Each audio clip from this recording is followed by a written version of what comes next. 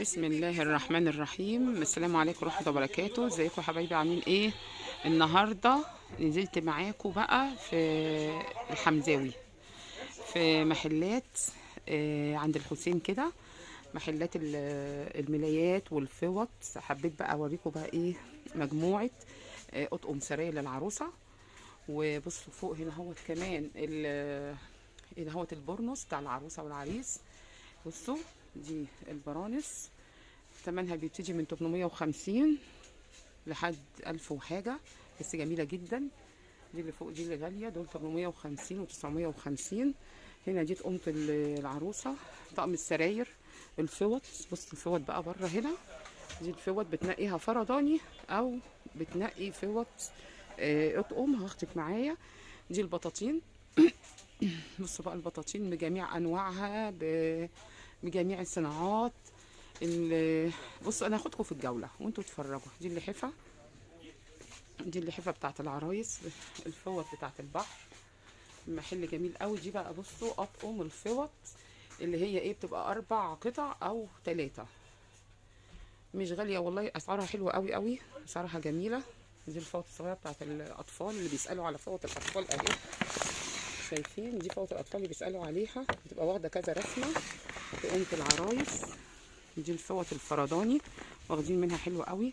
الفوطة بتبتدي من 65 لفوق.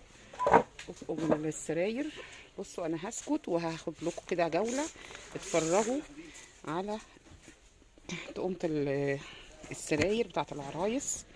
ده اسم المحل، ده اسم محل مفروشات مودرن هوم، إدارة الحاج حسن عثمان.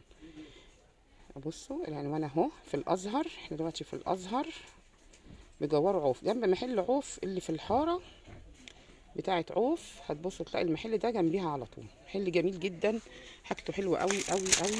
بصوا اللون ده جديد. انا هسكت كده وهفرجكم بس على الالوان والطقمه.